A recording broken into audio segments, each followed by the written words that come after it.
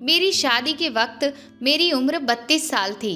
मेरी उम्र बहुत बढ़ गई थी, इसीलिए सभी लोग मुझे बहुत ही अजीब नज़रों से देख रहे थे और कह रहे थे कि दुल्हन तो बुढ़ी है, और मेरा मजाक उड़ा रहे थे।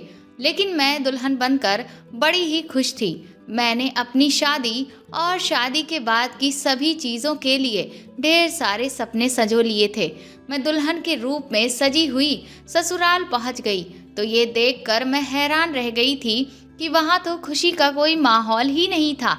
उस घर को देखने से बिल्कुल भी ऐसा नहीं लग रहा था कि उस घर में शादी हुई हो। सारे मेहमान विदाई के बाद ही शायद अपने अपने घर को जा चुके थे। ये सब देखकर मेरे जो एहसास थे वह बुझ गए थे। मेरी खुशी अचानक से काफूर हो गई थी।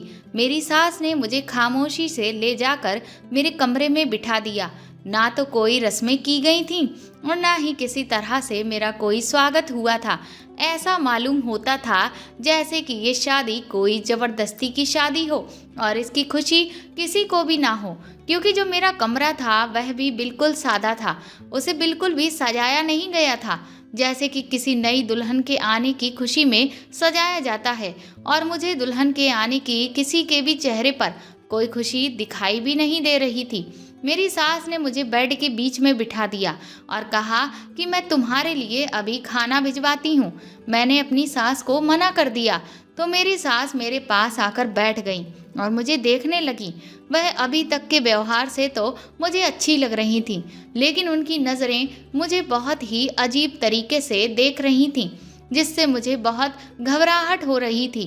फिर वह मुझसे बोली, बहू सुंदर तो तुम लग रही हो। मैंने मुस्कुराकर उन्हें धन्यवाद कहा, लेकिन उनके मुंह से निकलने वाला अगला शब्द मुझे पल भर को परेशान कर गया। जब वह मुझसे बोली, भगवान तुम्हारी खूबसूरती को यूं ही बनाए रखे। उनकी बात सुनकर मैं बड़ी ही हैरान रह गई थी। उनके मुंह से ये जो अल्फाज निकले थे, मुझे न सिर्फ वह अजीब लगे थे, बल्कि उनका जो बात करने का अंदाज और लहजा था वह भी बहुत अजीब लगने लगा था। मैंने उनसे उस वक्त कुछ भी नहीं कहा, क्योंकि मैंने उस वक्त उनसे कोई भी सवाल पूछना मुनासिब नहीं समझा। फिर वह मुझसे कुछ देर इधर उधर की बातें करने लगी। उसके बाद उठी और बोली, अगर तुम्हें किसी चीज़ की कोई ज़रूरत हो तो मुझे बता देना। फिर वह मेरे कमरे से निकलकर चली गई। कहाँ मेरी शादी की पहली रात इस कमरे की खूबसूरती देखकर मेरी आंखें चकाचौंध से भर जानी चाहिए थीं, और कहाँ मैं गम में डूब गई थी। मैं वहाँ बैठी बैठी अजीब सी बेचैनी को अपने अंदर महसूस कर रही थी। मेरी सास के जाने के कुछ देर बाद ही मेरी नंद मेरे कमरे में आई और फिर वह मुझसे बातें करने लगी। वह उम्र में मुझसे भी बड़ी थी। मैंने भी मुस्कुराकर उनसे बात करना शुरू किया। जब उसने मुझे अजीबोगरीब बात करना शुरू की तो मुझे अजीब लगने लगा। उसकी बातें सुनकर मेरा मिजाज पूरी तरह से खराब होने लगा था। मुझे पल भर को यूं लगा कि जैसे अब शायद सब कुछ बदल जाएगा और ये शादी एक बहुत ही भयानक मोड़ ले लेगी। मेरी नंद मुझसे बोली, तुमने इतना मेकअप क्यों कर रखा है? उसकी ये बात मुझे थोड़ी अजीब लगी, क्योंकि मेकअप तो दुल्हनों को ज़्यादा ही किया जाता है। मैंने उनकी इस बात का कोई जवाब नहीं दिया। फिर जब वह दोबारा बोली तो मुझसे कहने लगी, तुम्हारी उम्र क्या है? उसके सवाल पर मैं खामोश रही। मेरा दिल किया कि उसे पकड़कर मैं कमरे से बाहर ही निकाल दूं। फिर वह मुझे दोबारा कहने लगी, तुम्हारी उम्र 32 साल है। शादी के हिसाब से तो तुम्हारी उम्र काफ़ी बड़ी है। वैसे अब तक तुम्हारी शादी क्यों नहीं हुई थी? क्या तुम में कोई ऐब या बुराइयां हैं जो अब तक शादी नहीं हुई है? अपनी नंद के मुंह से ये सवाल मेरे ऊपर हथौड़े की तरह वार कर रहा था। मेरा दिल तो किया कि मैं उनसे पूछूं कि तुम्हारे भाई में ऐसी कौन सी ऐब और कौन सी बुराइयां थीं जो उनकी अब तक शादी नहीं हुई, जबकि उनका भाई तो खुद मुझसे 1 साल बड़ा था।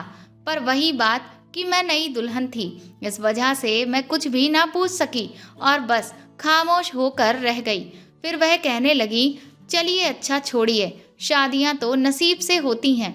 जब भगवान ने जिसके साथ जैसी जोड़ी बनाई होती है उसकी उसी से शादी हो जाती है। वैसे एक बात कहूँ, मेरे भाई को खूबसूरत औरतें पसंद हैं, ना कि मेकअप से भरी हुई। और औरतें वरना बदसूरत लड़कियों को तो वह अपने मुंह तक नहीं लगाता। उनकी बात सुनकर मैंने जैसे तैसे अपने गुस्से को काबू में किया और मैं खामोश रही। वह तो अपने भाई की इतनी पसंदें मुझे बता रही थीं। मेरे दिल में सवाल उठने लगे कि उसके भाई को उसकी पसंद के मुताबिक आखिर अपनी बेटी देगा ही कौन। पर मैं फिर भी खामोश रही कि आज मेरा इस घर में पहला दिन है और अगर आज ही मैंने कुछ कह दिया तो ये लोग फिर यही कहेंगे कि बहू की जुबान बहुत तेज है। मेरी ननद यहीं पर नहीं रुकी। थोड़ी देर बाद वह कहने लगी कि मेरे भाई को बदसूरत लड़कियां नहीं पसंद। खैर, एक बात है कि औरत चाहे जैसी भी हो, ये तो उसके हाथ में होता है कि वह अपने पति को अपना दीवाना बना ले। मैं उम्मीद करती हूँ कि आप भी कुछ ऐसा ही कर पाएंगी कि मेरा भाई भी आपका दीवाना हो जाए। इतना कहकर वह मुस्कुराकर मेरे कमरे से बाहर चली गई और मैं अपने आगे की जिंदगी का सोच सोच कर परेशान रहने लगी, क्योंकि मुझे अब अपना जीवन खराब नजर आने लगा था। फिर मैंने अपने दिमाग को बुरे विचारों से बाहर निकाला। मैंने सोचा कुछ देर आराम कर लेती हूँ, इसीलिए अभी मैं अपनी कमर सीधी करने के लिए लेटी ही थी कि तभी अचानक से मेरे पति मेरे कमरे में आ गए। उन्हें देखकर मैं चौंक कर फौरन उठ बैठी। जब मेरे पति मेरे करीब आए तो वह मुझसे एकदम से चिल्लाकर कहने लगे, ये सब क्या है? मैं उनके इस तरह से बोलने के अंदाज पर बड़ी हैरान और परेशान हो गई। वह बोले, तुमने इतना मेकअप क्यों कर रखा है? इतना मेकअप करने के बाद तुम इतनी खूबसूरत लग रही हो। मेकअप करके तो कोई भी खूबसूरत लग सकता है। जाओ तुरंत ही अपना मुंह धोकर आओ और अपना ये मेकअप साफ करो। अगर मेकअप उतरने के बाद भी तुम इतनी ही अच्छी नहीं लगी तो फिर मैं तुम्हें फौरन ही तलाक दे दूंगा। अपने पति के मुंह से ये बात सुनते ही मैं बुरी तरह से परेशान हो गई। मैं वैसे ही पहले से परेशान बैठी थी और जब मेरे पति ने मुझसे ये सारी बातें की तो अब तो मैं और भी ज़्यादा उलझन में पड़ गई। तभी वह फिर से बोले, अभी तक बैठी क्यों हो? जाओ जाकर मुंह धोकर आओ। अपने पति के गुस्सा करने पर मैं फौरन ही उठकर बाथरूम के अंदर चली गई। अंदर जाकर मैं आईने में खुद को हैरान परेशान खड़ी देखने लगी। मुझे समझ नहीं आ रहा था कि अब मैं क्या करूं। अगर मेरे पति को मेरी शक्ल पसंद ना आई तो फिर वह तो मुझे तलाक ही दे देंगे। मैं अजीब उलझन में थी। काफ़ी देर बाथरूम में समय गुजारने के बाद मैं अपने दिल में भगवान से प्रार्थना करते हुए अपने कपड़े और ज्वेलरी बदलने लगी और हाथ मुंह धोकर बाहर निकली तो देखा कि मेरे पति तो सो चुके थे। मैंने चैन की सांस ली ताकि कम से कम आज की रात तो गुजर जाए। कल तो मेरी माँ आ ही जाएंगी तो शायद वह सारा मामला संभाल लेंगी। मैं बहुत ही धीरे से बेड पर जाकर अपने पति के साथ बराबर में ही लेट गई। लेकिन अभी जैसे ही कुछ देर गुजरी थी कि तभी मेरे पति ने अचानक से मेरी चादर को पकड़कर खींच दिया और फिर तो उन्होंने मेरे साथ जो किया। मेरा नाम संध्या है। मेरी फैमिली में सिर्फ मैं और मेरी मम्मी ही हैं जो कि अक्सर बीमार ही रहती हैं क्योंकि वह दिल की मरीज़ हैं। मैं जब छोटी थी तभी मेरे पापा की मौत हो गई थी। मेरे पापा एक कारोबारी इंसान थे लेकिन मम्मी एक घरेलू महिला थीं। पापा के गुजर जाने के बाद मम्मी ने उनका कारोबार संभालने की कोशिश तो बहुत की लेकिन वह उसे उस तरह से ना चला सकी जैसे पापा चलाते थे। इसीलिए पापा का जमा जमाया सारा कारोबार पूरी तरह से खत्म हो गया। हमारा एक बड़ा घर था जो कि 2 मंजिला था। मम्मी ने ऊपर वाला हिस्सा किराए पर दे दिया और नीचे वह बच्चों को ट्यूशन पढ़ाने लगी। हमारे घर का खर्चा आसानी से पूरा हो जाता था लेकिन मेरी मम्मी एक बात को लेकर हमेशा ही परेशान रहती थी कि मेरा घर शायद नहीं बसेगा, कोई मुझसे शादी नहीं करेगा क्योंकि मेरे अंदर एक बहुत बड़ी कमी थी। ये बचपन से ही लोग मुझे कहते आए थे कि मैं बदसूरत हूँ। जब मैं स्कूल जाती तो कोई भी मुझसे दोस्ती नहीं करता था। फिर जब मैं धीरे धीरे बड़ी हुई तो बाकी के परिवार वालों ने भी हमसे धीरे धीरे किनारा करना शुरू कर दिया। पहले जो चाचा मामा और बुआ मुझे बेपनाह मोहब्बत करते थे उन्होंने इस डर से घर आना जाना और हमें बुलाना और हमसे मतलब रखना खत्म कर दिया क्योंकि उनके घर में जवान लड़के थे और कहीं मम्मी उनसे मेरा रिश्ता ना मांग लें या रिश्ता ढूंढने को ना कह दें। मेरी इतनी बड़ी कमी पर मेरी मम्मी बहुत परेशान थी कि उनके बाद मेरा आखिर क्या होगा। अब सारी जिंदगी तो वह मुझे घर पर बिठाकर नहीं रख सकती थी। बस इसी चिंता में वह धीरे धीरे डिप्रेशन की मरीज हो गईं। हर वक्त उनके मन में मेरे रिश्ते और मेरे नसीब की बातें चलती और वह भगवान से दुआ मांगती रहती। मैं भी इधर बहुत परेशान थी। मुझे भी अब यही लगता था जैसे मेरी शादी नहीं होगी। घर पर कोई भी आता तो मम्मी से इसी बात का अफसोस करता रहता, जैसे कि मैं कोई बहुत बुरी चीज़ हूँ। धीरे धीरे वक्त यूं ही गुजरता रहा। मैं जब 18 साल की भी नहीं हुई थी कि तभी से मम्मी ने मेरे लिए रिश्तों की तलाश शुरू कर दी थी। रिश्ते तो उस वक्त बहुत आते थे, लेकिन जब वह लोग मुझे देखने आते तो रिजेक्ट करके चले जाते। ऐसा होते होते साल गुजरते गए और जब मैं 25 साल की थी तब मेरे लिए एक और रिश्ता आया। लेकिन रिश्ते वालों ने मुझे देखते ही मम्मी को इतनी खरी खोटी सुनाई कि उस दुख की वजह से उन्हें दिल का दौरा पड़ गया और फिर धीरे धीरे मेरी उम्र यूं ही बढ़ती गई और इसके साथ साथ मेरे लिए रिश्ते आने भी बंद हो गए। घर के हालात भी धीरे धीरे तंग होते चले गए।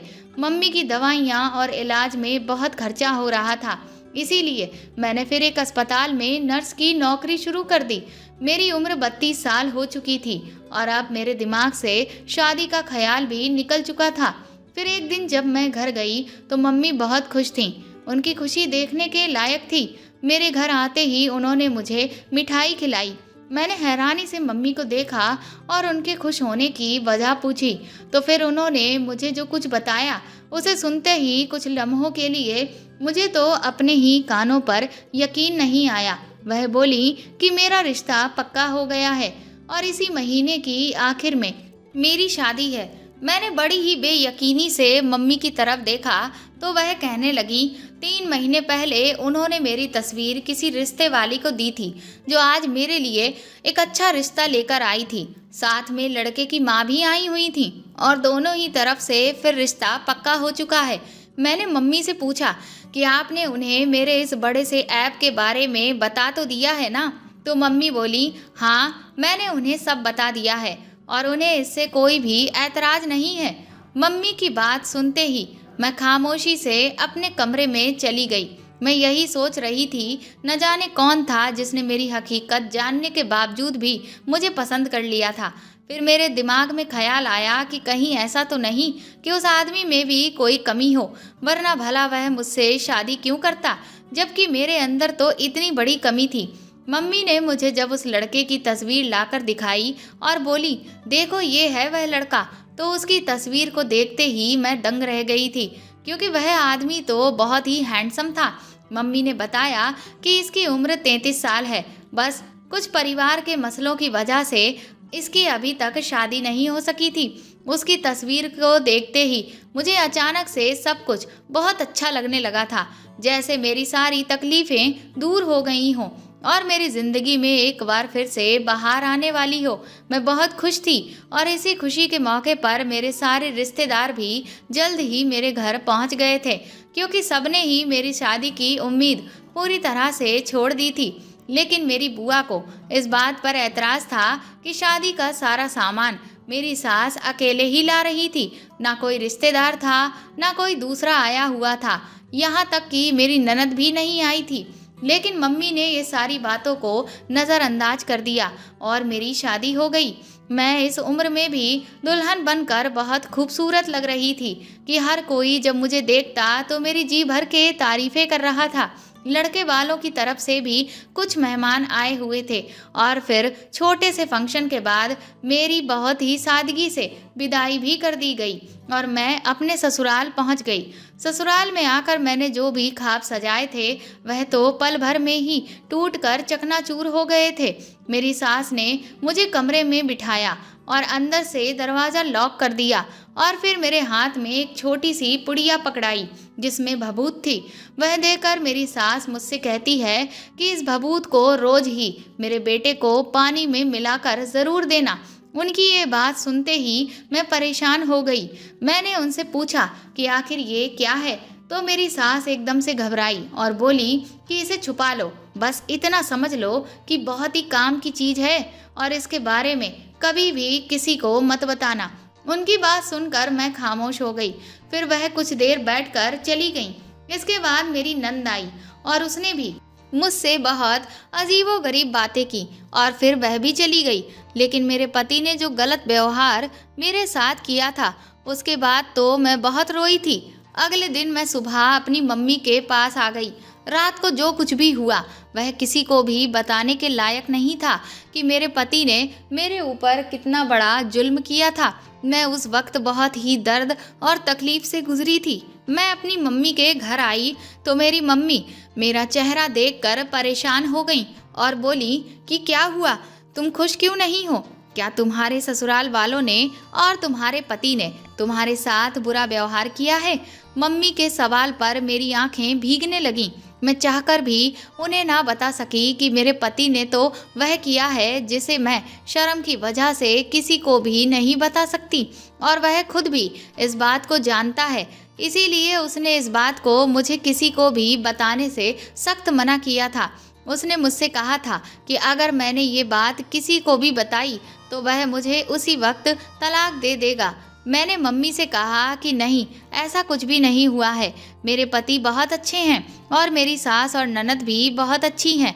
मेरी बात सुनकर मम्मी खामोश हो गईं, लेकिन उन्हें तसल्ली नहीं हुई। इसीलिए वह मुझसे थोड़ी थोड़ी देर बाद इसी तरह के सवाल करती रहीं। शाम को मेरा पति मुझे लेने आ गया और मैं उसके साथ वापस अपने ससुराल चली आई। ससुराल आने के बाद मैं क्या, कोई भी नहीं जानता था कि अब मेरी जिंदगी पर क्या गुजरने वाला है। मैं वापस से अपनी नौकरी पर जाने लगी थी, क्योंकि मेरे पति का कहना था कि घर का खर्च वह अकेले नहीं उठा सकते हैं।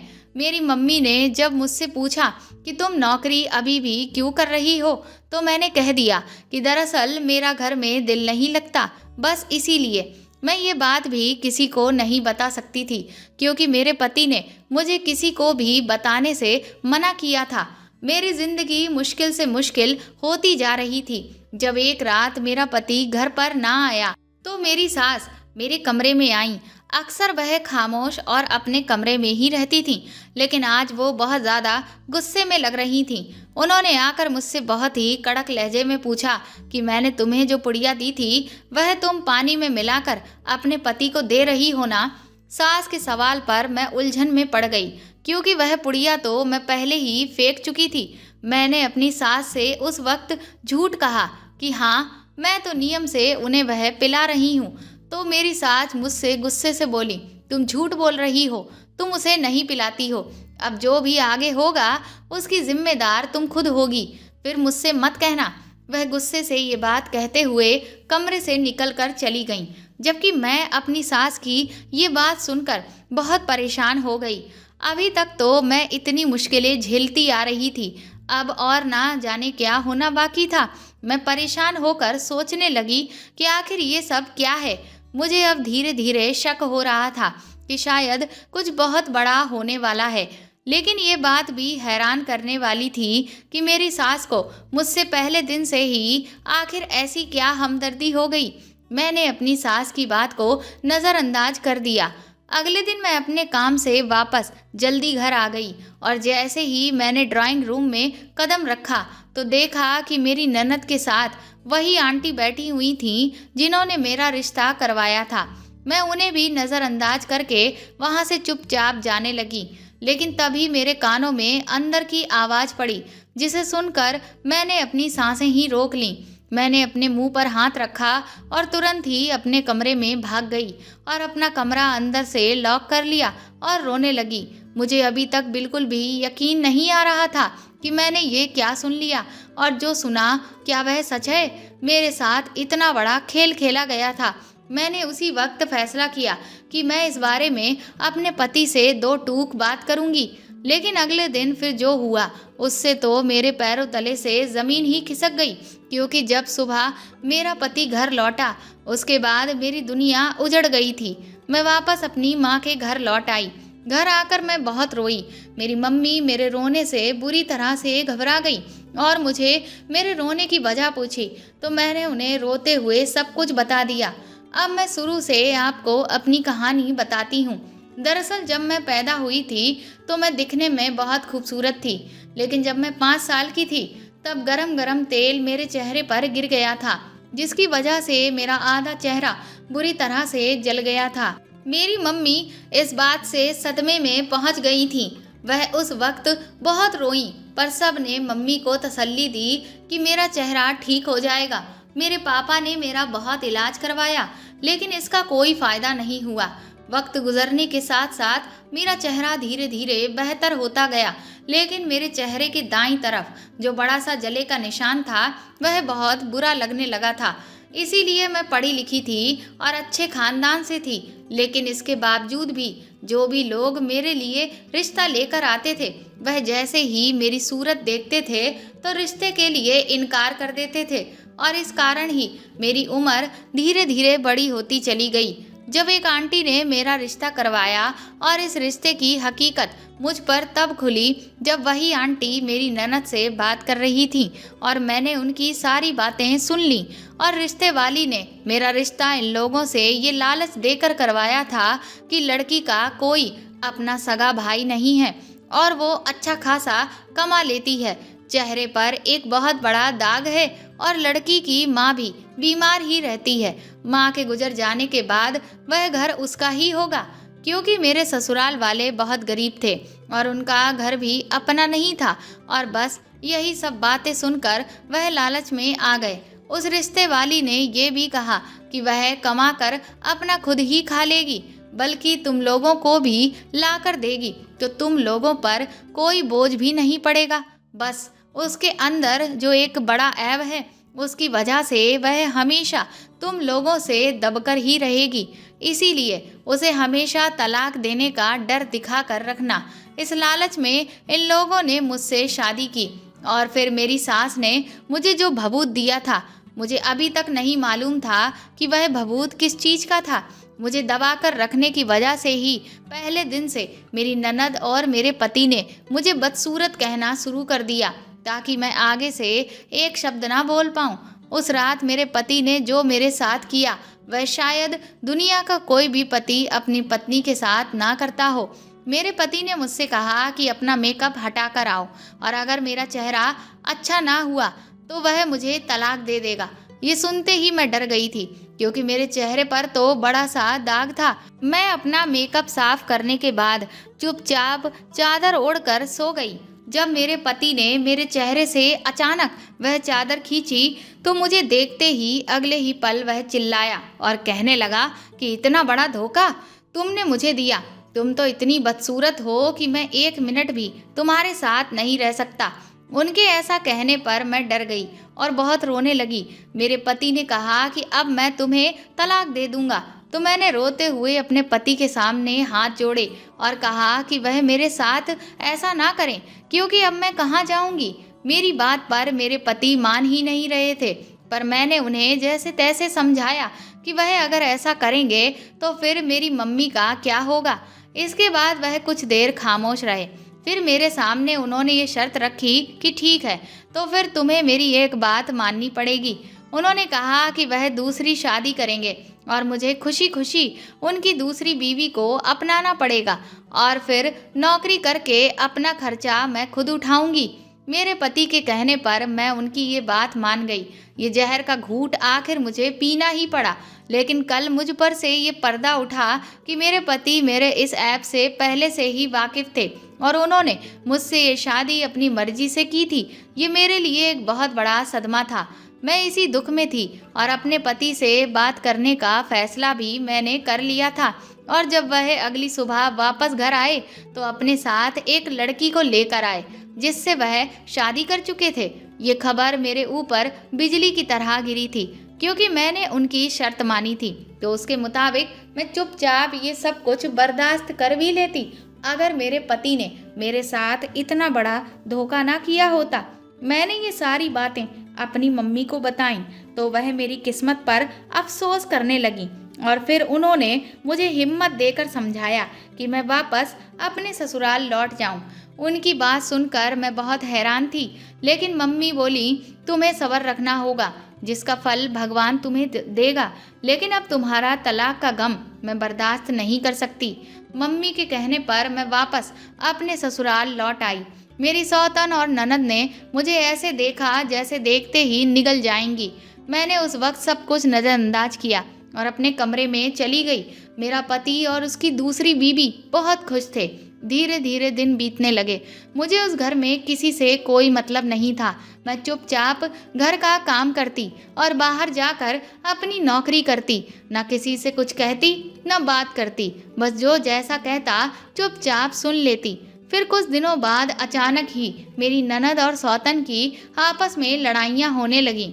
मेरी ननद, जिसको हमेशा से अपनी चलाने की और अपना सिक्का ऊपर रखने की आदत थी, वह बहुत पछता रही थी, क्योंकि यही आदत मेरी सौतन में भी थी।